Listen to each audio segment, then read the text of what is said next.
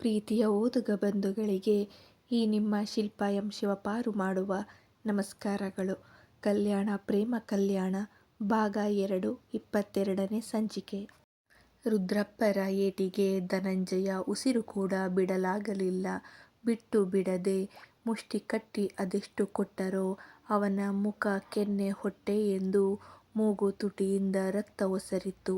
ಅಯ್ಯೋ ಅಮ್ಮ ಎಂದು ಕಿರುಚಾಡುತ್ತಿದ್ದ ಧನಂಜಯನ ಕೊರಳು ಭದ್ರವಾಗಿ ಹಿಡಿದು, ಹಿಂಗೇ ಅಲ್ವಾ ನನ್ನವಳ ಕತ್ತ ಹಿಡಿದಿದ್ದು ನೀನು, ಹಿಂಗೇ ಅಲ್ವಾ ಎಂದು ಹಿಡಿತ ಬಿಗಿ ಮಾಡಿದರೆ ಧನಂಜಯನ ಪ್ರಾಣ ಪಕ್ಷಿ ಹಾರಿ ಹೋಗುವಂತಿತ್ತು. ರೀ ಬಿಡಿ ಸಾಕು ಹೊಡೆದದ್ದು, ಸತ್ತೋಗ್ತಾನೆ ಅವನು ಎಂದು ಸಪ್ತರು ಗಂಡನ ತೋಳು ಹಿಡಿದು ಕೇಳಿಕೊಂಡರೆ ದೀಕ್ಷಾ ಕೂಡ ಅವನಿಗೇನಾದರೂ ಹೆಚ್ಚಿ ಕಡಿಮೆ ಆಗಿ ರುದ್ರಪ್ಪರ ಮೇಲೆ ಅಪವಾದ ಬಂದುಬಿಡುತ್ತದೆ ಎಂದು ಬಿಟ್ಬಿಡಿ ಸರ್, ಪೊಲೀಸ್ಗೆ ಹೇಳೋಣ, ನೀವು ಕೋಪ ಕಡಿಮೆ ಮಾಡಿಕೊಳ್ಳಿ ಎಂದಳು. ಹೊರಗೆ ಅದಾಗಲೇ ಜನ ಸೇರಿದ್ದರು. ಸಣ್ಣ ಪುಟ್ಟ ಹುಡುಗರಿಗೆ ರುದ್ರಪ್ಪರ ಹೊಡೆದಾಟ ನೋಡುವ ಭಾಗ್ಯ ಸಿಕ್ಕಿ ಕಣ್ಣು ಬಾಯಿ ಬಿಟ್ಟುಕೊಂಡು ನೋಡುತ್ತಿದ್ದರೆ, ರುದ್ರಪ್ಪರ ಕಂಡವರು ಅಪರೂಪದಲ್ಲಿ ಸಿಕ್ಕ ಈ ಅವಕಾಶ ನೋಡುತ್ತಾ ನಿಂತಿದ್ದರು. ಬಿಡಿಸಲು ಬರುವ ಧೈರ್ಯ ಹಿಂದೆಯೂ ಯಾರೂ ಮಾಡಿಲ್ಲ, ಈಗಲೂ ಯಾರೂ ಮಾಡಲಿಲ್ಲ. ಸಪ್ತ ದೀಕ್ಷಾ ಮಾತು ಕಿವಿಗೆ ಬೀಳುತ್ತಿದ್ದರೂ ದವಡೆ ಬಿಗಿ ಹಿಡಿದು ಅವನ ಕತ್ತು ಹಿಡಿದು ನಿಂತವರ ಕೈ ಸಡಿಲವಾಗುತ್ತಲೇ ಇಲ್ಲ. ಇಬ್ಬರೂ ಒಂದೊಂದು ತೋಳು ಹಿಡಿದು ಸಾಕಾಗುತ್ತಿದ್ದರು. ಅವನ ಕಣ್ಣು ಗುಡ್ಡೆಗಳು ಮೇಲೇರಿದ್ದವು. ಹೊರಗೆ ಕಾರೊಂದು ಬಂದು ನಿಲ್ಲಲು ಜಗ್ಗಪ್ಪ ಹೊರಗೆ ನಡೆದರು. ಹಳೆ ಡಾಕ್ಟರ್ ಶಿಶುಪಾಲ್ ಜೊತೆ ಆದಿ ಕಾರಿಂದ ಇಳಿದಿದ್ದ. ಜಗ್ಗಪ್ಪ ರುದ್ರಪ್ಪರ ಬೈಕ್ ಜೊತೆಗೆ ಆಸ್ಪತ್ರೆ ಮುಂಭಾಗ ನಿಂತ ಜನರ ಹಿಂಡು ನೋಡಿದ ಇಬ್ಬರೂ ತಡ ಮಾಡದೆ ಒಳಗೋಡಿ ಬಂದಿದ್ದರು. ಆದಿ ನೋಡಿದ ಸಪ್ತರು, ಆದಿ ಬಿಡಿಸು ಬಾ ಬೇಗ ಎನ್ನಲು ಒಮ್ಮೆ ಅಪ್ಪನ ನೋಡಿದ್ದ. ಅವರ ಕಣ್ಣಲ್ಲಿ ಕಾಣುವ ಕೋಪದ ಜ್ವಾಲೆಯ ನೋಡಿ ಒಂದು ಕ್ಷಣ ಭಯವಾದರೂ ಧೈರ್ಯ ಮಾಡಿ, ಅಪ್ಪಾಜಿ ಬಿಡಿ ಅವನನ್ನ ಎಂದು ಕೈ ಹಿಡಿದು ಎಳೆಯಲು ಶಿಶುಪಾಲ್ ಜಗ್ಗಪ್ಪನ ಕೂಗಿ ಅವರ ಜೊತೆ ತಾವೂ ಸೇರಿ ರುದ್ರಪ್ಪರ ಹಿಡಿದು ಹಿಂದೆ ಎಳೆದುಕೊಂಡರು. ಆದಿಯನ್ನ ಕೋಪದಲ್ಲಿ ನೋಡಿದ ರುದ್ರಪ್ಪರ ನೋಡಿ ಆದಿ ತಲೆ ಬಗ್ಗಿಸಿದ್ದ. ಧನಂಜಯ ಬದುಕಿದೆಯ ಬಡ ಜೀವವೇ ಎಂಬಂತೆ ಗೋಡೆ ಹೊರಗೆ ನಿಂತು ಉಸಿರಾಡಿದ್ದ. ಶಿಶುಪಾಲ್, ಏನ್ ರುದ್ರಪ್ಪ ಅವರೇ, ಇಷ್ಟು ಕೋಪ ಒಳ್ಳೇದಲ್ಲ, ಸ್ವಲ್ಪ ಸಮಾಧಾನ ಮಾಡ್ಕೊಳ್ಳಿ ಎಂದರೆ, ಏನ್ ಸಮಾಧಾನ ಡಾಕ್ಟ್ರೇ, ಈ ಬೇವರ್ಸಿ ನನ್ ಮಗ ಏನ್ ಮಾಡವನ ಗೊತ್ತಾ, ನನ್ ಹೆಂಡ್ರು, ಈ ರುದ್ರನ ಹೆಂಡ್ರು ಕತ್ತಿಗ ಕೈ ಹಾಕವ್ನ, ಇವನ ಜೀವಂತ ಬುಡ್ತೀನಿ ಅಂದ್ಕಂಡ್ರಿಯಾ ಎಂದು ಹೆಜ್ಜೆ ಮುಂದಿಡುವಷ್ಟರಲ್ಲಿ ಆದಿ ಧನಂಜಯನ ಕೊರಳ ಪಟ್ಟಿ ಹಿಡಿದು ಹಲ್ಲು ಕಚ್ಚಿ ನಿಂತವ, ಅಮ್ಮನ ಕತ್ತು ಹಿಡಿದದ್ದ ನೀನು, ಇದು ಗೊತ್ತಿದ್ರೆ ಅಪ್ಪಾಜಿಯಿಂದ ನಿನ್ನ ಬಿಡಿಸ್ತಾಲೇ ಇರ್ಲಿಲ್ಲ ಎಂದು ಜುಟ್ಟು ಹಿಡಿದು ಹೊಟ್ಟೆಗೆ ಗುದ್ದಲು. ಧನಂಜಯನ ಕೈ ಹಿಡಿದು ಹಿಂದೆ ತಿರುಗಿಸಿ ಲಟ್ಟೆಂದು ಮುರಿದಿದ್ದ. ಅಲ್ಲಿಗೆ ತಲುಪಿದ ಆರ್ಯ. ಎರಡು ಮರಿಸಿಂಹ ಬಂದಿದ್ದೆ. ಸಪ್ತರು ಹಣೆಗೆ ಬಡಿದುಕೊಂಡವರು ಮುಂದೆ ಹೋಗಲು ರುದ್ರಪ್ಪ ಅವರ ಕೈ ಹಿಡಿದು ಬಿಟ್ಟರು, ತಡೆಯಬೇಡ ಎಂಬಂತೆ. ಧನಂಜಯನ ನೆಲಕ್ಕೆ ಒಗೆದು ಇಬ್ಬರು ಕಾಲಿಂದ ಒದೆಯುತ್ತಾ ಇದ್ದರೆ ಅವ ಸತ್ತೇ ಹೋಗುವ ಎಂಬ ಭಯ ಅವರಿಗೆ. ದೀಕ್ಷಾಗೆ ಏನು ಮಾಡುವುದು ತೋಚಲಿಲ್ಲ. ಧನಂಜಯನ ಕೋಪವೇ ಹೆಚ್ಚು ಎಂದುಕೊಂಡವಳಿಗೆ ಕೋಪ ಎಂದರೇನು ಎಂದು ತಿಳಿದದ್ದೇ ಈ ಮೂವರ ನೋಡಿದಾಗ. ನೋಡುತ್ತಾ ನಿಂತುಬಿಟ್ಟಳು. ಸಪ್ತರು, ಇನ್ನಾಗದು ಎಂದು ಆರ್ಯ ಆದಿ ಹೊಡೆಯೋದು ನಿಲ್ಲಿಸಿಲ್ಲ ಅಂದ್ರೆ ನನ್ನಾಣೆ ಎನ್ನಲು ರುದ್ರಪ್ಪ ಕೋಪದಲ್ಲಿ ಮಡದಿಯ ದಿಟ್ಟಿಸಿ ಕೈ ಉದರಿ ನಿಂತರು. ಆರ್ಯ ಆದಿ ಮುಷ್ಟಿ ಕಟ್ಟಿ ನಿಂತರು. ಏರುಪೇರಾದ ಅವರ ಉಸಿರು, ಕೆಂಪಾದ ಕಂಗಳು, ರೋಷ ಕೋಪ ನೋಡಿ ರುದ್ರಪ್ಪರ ಪಡಿಯಚ್ಚು ಇವೆರಡೂ ಎಂಬಂತೆ ಕಂಡರು. ಆರ್ಯನ ಕೋಪ ಸಾಮಾನ್ಯ, ಆದರೆ ಇಂದು ಆದಿಯೂ ಹೊಡೆದಾಟಕ್ಕೆ ನಿಂತಿದ್ದ. ಅದು ದೀಪು ಬಗ್ಗೆ ಮಾತಾಡಿದ ಈಶ್ವರ್, ನಂತರ ಧನಂಜಯನೇ ಆದಿ ಕೋಪಕ್ಕೆ ಗುರಿಯಾಗಿದ್ದು. ಸಪ್ತರ ಮಾತಿನ ನಂತರ ಪೂರ್ತಿ ಆಸ್ಪತ್ರೆ ಮೌನ ತಾಳಿತು. ರುದ್ರಪ್ಪ ಧನಂಜಯನ ನೋಡುತ್ತಾ ಕುದಿಯುತ್ತಿದ್ದರು. ಶಿಶುಪಾಲ್ ಅವನ ಮುಂದೆ ಹೋಗಿ ಕುಳಿತು, ಇನ್ನೂ ನಿನ್ನ ಪಾಪದ ಕೊಡ ತುಂಬಿಲ್ವಾ ಧನಂಜಯ್, ವೃತ್ತಿಯಲ್ಲಿ ವೈದ್ಯ ನೀನು. ದೇಹದಲ್ಲಿನ ಯಾವ ಕಾಯಿಲೆಗಾದರೂ ಮದ್ದು ಕೊಡುವ ನಿನ್ನ ಮನಸ್ಸಲ್ಲಿ ಬರೀ ರೋಗವೇ ಇದೆಯಲ್ಲ. ಆ ಹುಡುಗಿಗೆ ಕೊಟ್ಟ ಹಿಂಸೆ, ತೋರಿದ ನರಕ ಸಾಕಾಗಲಿಲ್ವಾ? ನಿನ್ನಿಂದ ಮುಕ್ತಿ ಪಡೆದು ಕಾಣದ ಊರಿಗೆ ಬಂದರೂ ನಿನ್ನ ಕಾಟ ತಪ್ಪಲಿಲ್ವಲ್ಲ ಅವಳಿಗೆ? ಇಷ್ಟು ಮಿತಿಮೀರಿ ಇಲ್ಲಿಗೂ ಬಂದಿದ್ದೀಯಲ್ಲ, ನೀನೇನು ಮನುಷ್ಯನಾ? ಅವಳ ಮೇಲೆ ಯಾಕೆ ನಿಂಗೆ ಅಷ್ಟು ಕೋಪ, ದ್ವೇಷ? ಅವಳ ಪಾಡಿಗೆ ಅವಳನ್ನ ಬಿಟ್ಟುಬಿಡು ಎಂದರು. ನಿಧಾನವಾಗಿ ಮೇಲೆದ್ದು ನಿಂತವ ಒಸರಿದ ರಕ್ತ ಒರೆಸುತ್ತಾ, ನೀವೆಲ್ಲ ಅವಳಿಗೆ ಸಪೋರ್ಟ್ ಅಲ್ವಾ? ಗೊತ್ತು ನನ್ಗೆ. ನಿಮ್ಮೆಲ್ಲರಿಗೂ ಅವಳೇ ಬೇಕು. ಅಂದವಾಗಿದ್ದಾಳಲ್ಲ, ಅವರಿಬ್ಬರು ಅವಳ ಜೊತೆ ಅಫೇರ್ ಇಟ್ಕೊಂಡಿದ್ದಾರೆ. ಅದಕ್ಕೆ ಬಂದಿರೋದು ನನಗೆ ಹೊಡೆಯೋದಕ್ಕೆ ಎಂದು ಆದಿ ಆರ್ಯನ ತೋರಿ ಹೇಳಲು ರುದ್ರಪ್ಪ ಮತ್ತೆ ಜಾಡಿಸಿ ಒದ್ದವರು. ಏಯ್, ಯಾರ್ ಬಗ್ಗೆ ಮಾತಾಡ್ತಿದ್ಯೆ ಗೊತ್ತಾ ನಿಂಗ? ಆ ಹೆಣ್ಣು ನನ್ನ ಮಕ್ಕಳಿಗ ಅಕ್ಕ ತಂಗಿ ಸಮಾನ. ಅವರಿಗೂ ಸಂಬಂಧ ಕಟ್ಟಿ ಮಾತಾಡೋ ಹೊಲಸು ಬಡ್ಡೆದ ನೀನು. ಇಲ್ಲೇ ಹಿಂಗ ಅಂದ್ರ ಇನ್ನ ಆ ಹೆಣ್ಣು ಒಂದೇ ಸಿಕ್ಕಾಗ ಅದೆಷ್ಟು ಹಿಂಸ ಕೊಟ್ಟಿದ್ಯೋ. ಈಗ ಹೇಳ್ತೀನಿ ಕೇಳು. ಹಿಂದಿನದ್ದು ಬೇರೆ ಲೆಕ್ಕ, ಇವತ್ತಿಂದ ಬೇರೆ ಲೆಕ್ಕ. ಆ ಮಗ ಇನ್ಮೇಲ ರುದ್ರಪ್ಪನ ಮನ ಹೆಣ್ಣು. ಅವಳ ನೆರಳು ನೀನು ಸೋಕುದ್ರುವೆ ನಿನ್ ಪ್ರಾಣ ಅವತ್ತು ಹೋಗದೆಯ. ಇವತ್ತೇ ನಿನ್ನ ಕತ್ತರಿಸಿ ನೀರಿಗ್ ಬಿಡನು. ನನ್ ಮನ ಗೌರಿ ನಿಂತವಳ ಇಲ್ಲಿ ಹೊಡೆಯಾಕ ಮುಂಚೆಯೇ ಆಣ ಇಡಾಕ. ಆ ಆಣಯಿಂದ್ಲೇ ನಿನ್ ಉಸ್ರು ನಿನ್ ಮೈನಾಗ ಅದ. ನನ್ ಹೆಂಡ್ರು ಕತ್ತಿಗ ಕೈ ಹಾಕಿದ ತಪ್ಪಿಗ, ಅವಳ ಕಾಲಿಗುವ ನಿನ್ ಹೊಲಸು ಮಾತಿಗ ಕಣ್ಣೀರು ಹಾಕಿದ ಆ ಹೆಣ್ಣಿನ ಕಾಲಿಗುವ ನೀನು ಬಿದ್ದೇ ಇಲ್ಲಿಂದ ಹೆಜ್ಜ ಮುಂದಕ್ಕಿಡಬೇಕು ಎಂದವರು ಚೇರ್ ಎಳೆದು ಕಾಲು ಮೇಲೆ ಕಾಲು ಏರಿಸಿ ಕುಳಿತು ಬಿಟ್ಟರು. ಬೀಳೋದಿಲ್ಲ ಎಂಬಂತೆ ತುಟಿ ಕೊಂಕಿಸಿ ದೀಕ್ಷಾ ಮತ್ತೆ ಸಪ್ತರ ನೋಡಿ ಹೊರಗೆ ಹೋಗಲು ನೋಡಿದರೆ ಅಡ್ಡಲಾಗಿ ನಿಂತರು ಆದಿ ಆರ್ಯ.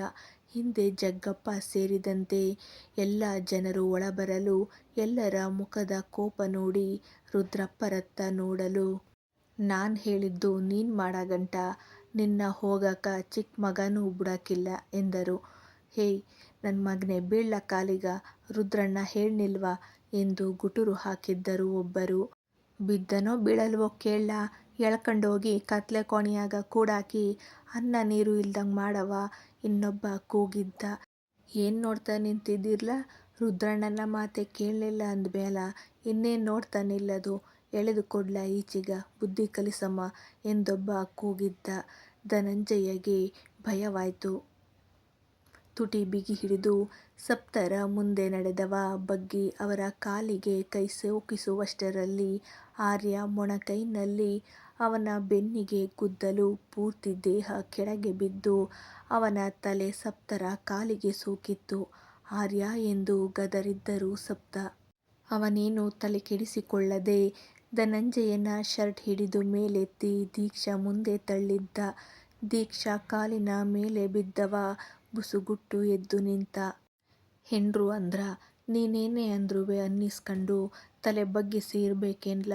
ಮನ ಬೆಳಗಾಕ ಬಂದಿರ ಹೆಣ್ಣ ನೋಯಿಸಿ ಹಿಂಸಕೊಟ್ಟು ಕಳಿಸಿ ಈಗ ಅವಳಿಗ ಯಾರೂ ಇಲ್ಲ, ಹೇಳೋರು ಕೇಳೋರು ಇಲ್ಲ ಅಂತ ಇಲ್ಲಿಗೂ ಹುಡಿಕಂಡ್ ಬಂದಿದ್ಯಾ? ಮಗ್ನೆ, ಮೈಯಿಂದ ತಲಿಯ ಬೇರೆ ಮಾಡಿ ಕೆರಿಯಾಗ ಬುಟ್ಬಿಡ್ತೀನಿ. ಕೋರ್ಟು ನಿಂಗ ಅವಳಿಗ ಡೈವರ್ಸ್ ಕೊಟ್ಟು ಸುಮ್ನ ಆಗ್ಬೋದು. ನಾನ್ ಸುಮ್ನ ಇರಲ್ಲ. ಇನ್ಮೇಲ ನೀನ್ ಯಾರೋ ಅವಳ್ಯಾರೋ. ಅವಳು ಇದೇ ಊರ್ನಾಗ ಇರ್ತಾಳ.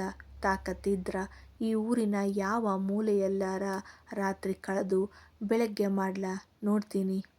ನಿನ್ನ ನಾನಿಯೇ ಕೂಗ್ತೀನಿ. ಅವತ್ತಿಗ್ ಬಾರ್ಲ. ಆ ಮಗಿಗ ಒಂದು ಗಂಡು ನೋಡಿ ಅದ್ರಲ್ಲೂ ಅವಳ ಹೂವಿನಂಗ ನೋಡ್ಕಳ ಗಂಡಿಗ ಮದ್ವ ಮಾಡಿಕೊಡ್ತೀನಿ. ನೋಡಾಕ್ ಬರ್ಬೇಕು ನೀನು. ಬದುಕಿ ಬಾಳ ಆ ಹೆಣ್ಣಿನ ಮುಖದಲ್ಲಿ ಮೂಡೋ ನಗ ನೋಡಿ ನೀನು ಕೊರಗ್ಬೇಕು. ಹಂಗ ಮಾಡ್ನಿಲ್ಲ ನಾನ್ ರುದ್ರಪ್ಪನೇ ಅಲ್ಲಕಲ.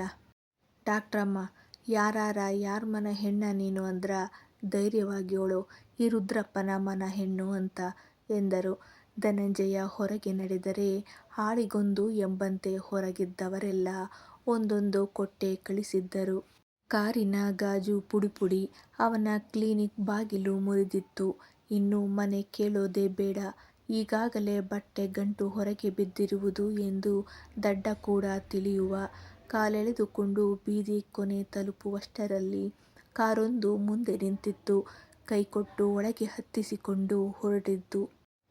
ಧನಂಜಯ ಹೊರಟ ಮೇಲೆ ಜಗ್ಗಪ್ಪ ಜನರನ್ನೆಲ್ಲ ಅಲ್ಲಿಂದ ಕಳುಹಿಸಲು ರುದ್ರಪ್ಪ ಮಡದಿಯತ್ತ ನೋಡಿದವರು ನಿಂದೇನಾ ಎಂದರು ಗಂಭೀರವಾಗಿ ಅವರನ್ನೇ ದಿಟ್ಟಿಸಿ. ತಲೆ ಸುತ್ತು ಅಷ್ಟೇ ಮೆಲ್ಲನೆ ನುಡಿದರು. ಆರ್ಯ ಚೇರ್ ಮೇಲೆ ಕೂರಿಸಿದರೆ ಆದಿ ಪಕ್ಕ ನಿಂತು ಏನಾಯ್ತಮ್ಮ ಊಟ ಮಾಡಿದೀಯಾ ತಲೆ ಯಾಕೆ ಸುತ್ತು ಎಂದು ಅವರ ಹಣೆ ಮುಟ್ಟಿದ್ದ. ಶಿಶುಪಾಲರನ್ನ ನೋಡಿದ ರುದ್ರಪ್ಪ ಏನಾಗಿದ್ದು ನೋಡಿ ಡಾಕ್ಟ್ರೇ ಎನ್ನಲು ಶಿಶುಪಾಲ್ ರಕ್ತದೊತ್ತಡ ಪರೀಕ್ಷೆ ಮಾಡಿದರು. ತುಂಬ ಕಡಿಮೆ ತೋರಿತ್ತು. ಏನಮ್ಮ ನೀವು BP ಇಷ್ಟೊಂದು ಕಡಿಮೆ ಆಗಿದೆ ಯಾಕೆ ಊಟ ತಿಂಡಿ ಸರಿಯಾಗಿ ಮಾಡ್ತಿಲ್ವಾ ಉಪ್ಪು ಖಾರ ಕಡಿಮೆ ಮಾಡಿದ್ದೀರಾ ಸುಸ್ತಾಗಿರೋ ಹಾಗೆ ಕಾಣ್ತೀರಿ ಸ್ವಲ್ಪ ಹೆಚ್ಚೆಚ್ಚು ತಿನ್ನಿ ವಯಸ್ಸಾದಂತೆ ಆರೋಗ್ಯ ಕೂಡ ಸೂಕ್ಷ್ಮ ಆಗತ್ತೆ ಎಂದರೆ ಸಪ್ತರು ಗಂಡನತ್ತ ನೋಡಲು ಅವರ ನೋಟ ಇವರ ಮೇಲೆಯೇ. ಮಾಡ್ತೀನಿ ಇರು ನಿಂಗ ಎಂಬಂತೆ ನೋಟ. ರುದ್ರಪ್ಪ ಮೇಲೆದ್ದವರು ದೀಕ್ಷಾಳ ನೋಡಿ ನೋಡವ್ವ ಹೆಣ್ಣು ಅಂದ ಮಾತ್ರಕ್ಕ ಹೆದರ್ಬೇಕು ಎಲ್ಲನೂ ಸಹಿಸ್ಕಬೇಕು ಅಂತೇನಿಲ್ಲ. ವಿದ್ಯೆ ಕಲಿತಿದ್ಯೆ ಬುದ್ಧಿವಂತೆ ಹೇಳುವಂಥದ್ದು ಏನೂ ಇಲ್ಲ. ಆದ್ರೂವ ಹೇಳ್ತೀನಿ ಕೇಳು ಅವನ ಜೊತೆಗಿನ ಕಹಿ ನೆನಪ ಇಲ್ಲೇ ಬಿಟ್ಟು ಚಂದವಾದ ಜೀವ್ನ ರೂಪಿಸ್ಕ. ಒಂದೊಳ್ಳೆ ಹುಡುಗನ್ನ ನೋಡಿ ಮದ್ವ ಆಗು. ನಾನೇ ನಿಂತು ಮದ್ವ ಮಾಡ್ತೀನಿ. ನನ್ ಮಗಳಂಗ ಇದ್ದೀಯೆ ಅದ್ಕ ಹೇಳ್ತೀನಿ ಕೇಳು. ನೀನು ಹ್ಞೂ ಅಂದ್ರ ಅಂಗೈಲಿ ಇಟ್ಕಂಡು ಕಾಪಾಡ ಗಂಡ ನಾನ್ ನೋಡಿ ನಿಂಗ ಮದ್ವ ಮಾಡ್ತೀನಿ. ಈಗ್ಲೇ ಹೇಳ್ಬೇಡ ನಿಧಾನುಕ್ಕ ಯೋಳು. ಇಡೀ ಸೋಮಪ್ಪನ್ ಮನ ನಿನ್ ಬೆನ್ನಿಂದ ಇರ್ತದ ಎಂದರು. ದೀಕ್ಷಾ ಕಣ್ಣಲ್ಲಿ ನೀರು ತುಂಬಿಕೊಂಡು ಅವರ ಪಾದ ಮುಟ್ಟಿ ನಮಸ್ಕರಿಸಲು ಒಳ್ಳೆದಾಗ್ಲಿ ಎಂದು ಸರಿದು ನಿಂತರು. ಸಪ್ತರು ಅವಳ ಕಣ್ಣೀರು ಒರೆಸಿ ಎದೆಗಾನಿಸಿಕೊಂಡರು. ಆರ್ಯ ಡಾಕ್ಟ್ರೇ ಮನೆಗೆ ಹೊರಡಿ ಇಲ್ಲ ನಮ್ಮ ಮನೆ ಕಡೆಗೆ ಬನ್ನಿ ಎನ್ನಲು ಮನೆಗೆ ಹೋಗ್ತೀನಿ ಎಂದಳು. ಶಿಶುಪಾಲ್ ನೋಡಿ ನೀವೇನ್ ಡಾಕ್ಟ್ರೇ ತಿರ್ಗ ಇಲ್ಲಿ ಆದಿ ಕಾಲೇಜ್ ಬಿಟ್ಟು ಯಾಕೆ ಬಂದೆ ಎಂದರು ರುದ್ರಪ್ಪ. ಶಿಶುಪಾಲ್ ಈ ಧನಂಜಯನ ಬಗ್ಗೆ ಸ್ವಲ್ಪ ಅನುಮಾನ ಮೊದಲೇ ಬಂದಿದೆ ನಿಮ್ಮ ಮಕ್ಕಳಿಗೆ ನನ್ನ ಬಳಿ ವಿಚಾರಿಸಿದ್ರು. ಧನಂಜಯನ ಹೆಸರು ಕೇಳಿದ ಮೇಲೆ ಅವನೇ ನಮ್ಮ ಊರಲ್ಲೇ ಇರೋದು ಅಂತ ಹೇಳಿದ್ರು. ಅದ್ಕೆ ನಾನೇ ಇವತ್ತು ಇಲ್ಲಿಗೆ ಬಂದು ದೀಕ್ಷಾ ಮತ್ತೆ ಧನಂಜಯನ ಬಗ್ಗೆ ನಿಮಗೆ ತಿಳಿಸೋಣ ಅಂತ ಆದಿ ಜೊತೆ ಕರೆದುಕೊಂಡು ಬಂದೆ ಎಂದರು. ಆರ್ಯನತ್ತ ನೋಡಲು ಅಮ್ಮ ಆಸ್ಪತ್ರೆಗೆ ಬಂದ್ಲು ಅಂತ ಹೇಳಿದ್ರು ಬಂದ್ಬಿಟ್ಟಿ ಎಂದ. ಶಿಶುಪಾಲರನ್ನ ಮನೆಗೆ ಆಹ್ವಾನಿಸಿ ಆದಿಗೆ ಕರೆದುಕೊಂಡು ಬರುವಂತೆ ತಿಳಿಸಿ ಹೊರಡುವಾಗ ಹ್ಞೂ ಬಾ ಈಗ ಮನೆಗೆ ಬಾ ಉಪ್ಪು ಹುಳಿ ಖಾರ ತಿನ್ನಿಸ್ಬೇಕು ನಿಂಗ ಎಂದರು ಮಡದಿ ನೋಡಿ. ಆರ್ಯ ಆದಿ ನಕ್ಕು ಬಿಟ್ಟರು. ಇಬ್ಬರನ್ನೂ ನೋಡಿ ಹೊರಗೆ ನಡೆದರು ಸಪ್ತ. ರುದ್ರಪ್ಪರ ರಥ ಏರಿದ್ದರು ಇಬ್ಬರು. ದೀಕ್ಷಾ ಮನೆಗೆ ಹೊರಟರೆ ಉಳಿದವರು ರುದ್ರಪ್ಪನ ಮನೆಯತ್ತ ಹೊರಟಿದ್ದರು. ಸಪ್ತರು ಮನೆ ತಲುಪಿ ಶಿಶುಪಾಲರು ಬಂದರೆಂದು ಟೀ ಮಾಡಿ ಬಜ್ಜಿ ಮಾಡಲು ನಿಂತರೆ ಹಿಂದೆಯೇ ಬಂದ ರುದ್ರಪ್ಪ ನಿಂಬೆ ರಸ ಸಕ್ಕರೆ ಉಪ್ಪು ಹಾಕಿ ನೀರು ಹಾಕಿ ಲೋಟಕ್ಕೆ ಸೇರಿಸಿ ಅವರ ಮುಂದೆ ಹಿಡಿಯಲು ಮಾತಾಡದೆ ಹೊಟ್ಟೆಗಿಳಿಸಿದರು. BP ಚೂರೇ ಚೂರು ಕಮ್ಮಿ ಆದ್ರೂವೆ ಕೈಕಾಲು ಕಟ್ಟಿ ಉರುಳಿಸ್ತೀನಿ ನಿನ್ನ. ನಾಳೆಯಿಂದ ಮಲ್ಲವ್ವ ಬತ್ತಾಳ ಕೆಲ್ಸಕ್ಕ. ಬೆಳಿಗ್ಗೆ ಮಧ್ಯಾಹ್ನ ರಾತ್ರಿಗ ನನ್ನ ಪಕ್ದಲ್ ಕೂತು ತಿನ್ಬೇಕು ಎಂದವರು ಸೇಬಿನ ಹಣ್ಣನ್ನ ಚೂರು ಮಾಡಿ ಅವರ ಮುಂದೆ ಇಟ್ಟು ಹೋದರು. ತಿನ್ನು ಎಂಬಂತೆ ಸನ್ನೆ ಮಾಡಿ ತುಟಿಯುಬ್ಬಿಸಿ ಒಂದು ತುಂಡು ಬಾಯಿಗಿಟ್ಟು ಬಜ್ಜಿ ಮಾಡಲು ಆರ್ಯ ಬಂದವ ತಾನೇ ಟೀ ತೆಗೆದುಕೊಂಡು ಹೋದರೆ ಆದಿ ಅಮ್ಮನ ಬದಿಗೆ ಸರಿಸಿ ತಾನೇ ಬಜ್ಜಿ ಮಾಡಲು ನಿಂತ. ಶಿಶುಪಾಲ್ ಜೊತೆ ದೀಕ್ಷಾ ಸುದ್ದಿ ಮಾತುಕತೆ ಆಗಿತ್ತು. ಆದರೆ ಅವಳ ತಂದೆ ತಾಯಿ ಬಗ್ಗೆ ಮಾತ್ರ ಅಲ್ಲಿ ವಿಷಯ ಬರಲಿಲ್ಲ. ಶಿಶುಪಾಲ್ ಹೊರಡಲು ಆದಿ ಆರ್ಯ ಜಗ್ಗಪ್ಪ ಮೂವರು ಸೇರಿ ಪಾತ್ರೆ ತೊಳೆಯುತ್ತಾ ಕೂತರು. ಸಪ್ತಾರು ಹಣೆಗೆ ಬಡಿದುಕೊಂಡರು. ರುದ್ರಪ್ಪ ಕೂರುವಂತೆ ಸನ್ನೆ ಮಾಡಲು ಒಂದೆಡೆ ಕುಳಿತರು. ಭಾಗೀರಥಿ ಎಲ್ಲರನ್ನೂ ನೋಡಿದವರು ಯಾಕೆಲ್ಲ ಹಿಂಗಾಡ್ತಾ ಇದಾರಿ ಸಪ್ತ ಬೇರೆ ತಲಸುತ್ತಿ ಬಿದ್ದ ನೀವೆಲ್ಲ ಆರೈಕೆ ಮಾಡ್ತಾ ಇದ್ದೀರಿ ಸಪ್ತ ತಿರ್ಗ ಬಸರಿ ಗಿಸ್ರಿ ಆಗ್ಬಿಟ್ಲ ಹೆಂಗ ಎಂದರೆ ಆರ್ಯ ಗೊತ್ತಾಗೋಯ್ತಾ ಬಾಗಿ ನಿಜಾನೇ ಅಮ್ಮನ ಹೊಟ್ಟೆಲಿ ಪುಟ್ಟ ಪಾಪು ಇದ್ದದಂತ ಎನ್ನಲು ಆದಿ ರುದ್ರಪ್ಪ ಜಗ್ಗಪ್ಪ ನಗಲು ಸಪ್ತ ಕೈಲಿದ್ದ ಲೋಟವೊಂದನ್ನ ಅವನತ್ತ ಎಸೆದರು. ಅದನ್ನ ಹಿಡಿದು ನಗುತ್ತಾ ನಿಂತ. ಸಪ್ತರಿಗೆ ಮುಜುಗರವಾಗಲು ತಮ್ಮ ಕೋಣೆಗೆ ಹೋದರೆ ಹಿಂದೆಯೇ ಬಂದ ರುದ್ರಪ್ಪ, ಏನಾಯ್ತವ್ವ ಮೊಲದ್ಮರಿ? ಅವ್ವನ ಮಾತಿಗ ಮೂತಿ ಕೆಂಪಾಗದ. ಅದೇ ಆದ್ರ ಹೇಳ್ಬಿಡು, ನಂದೇನ್ ತಕರಾರಿಲ್ಲ ಎನ್ನಲು, ನೀವು ಹಾಗೆ ಮಾತಾಡ್ತೀರಿ ಎಂದು ಅವರ ಎದೆಗೆ ಒರಗಿದರು. ಆರ್ಯ ಹೊರಗೆ ನಿಂತೆ, ಲೋ ದೊಡ್ಡೋನೆ, ದೀಪಕ್ಕಂಗ ಫೋನ್ ಮಾಡಿ ಸುದ್ದಿ ಹೇಳವಾ ಎಂದರೆ. ಸೋಮಪ್ಪ ಬೆತ್ತದಿಂದ ಅವನ ಕಾಲಿಗೊಂದು ಪೆಟ್ಟು ಕೊಟ್ಟು, ಅವ್ವನ್ನೇ ಕಾಡದ್ ನೋಡು ಮೋಟ್ಬಡ್ಡೆದು ಎಂದು ಇನ್ನೆರಡು ಕೊಡಲು, ಸೋಮು, ಇದೆಲ್ಲ ಸರಿ ಇಲ್ಲ ನೋಡು, ಬಾಗಿಗ್ ಕರ್ಕಂಡ್ ಊಟಿಗ್ ಹೋಯ್ತಿನ್ ನೋಡು ಎಂದು ನಕ್ಕು ಹೊರಗೆ ಓಡಿದ್ದ. ಮುಂದುವರಿಯುವುದು. Thank you. ಕತೆ ಇಷ್ಟವಾಗ್ತಿದ್ರೆ ಓದಿ ವಿಮರ್ಶೆ ಮಾಡಿ, ಸಬ್ಸ್ಕ್ರೈಬ್ ಮಾಡಿ ಪ್ರೋತ್ಸಾಹಿಸಿ.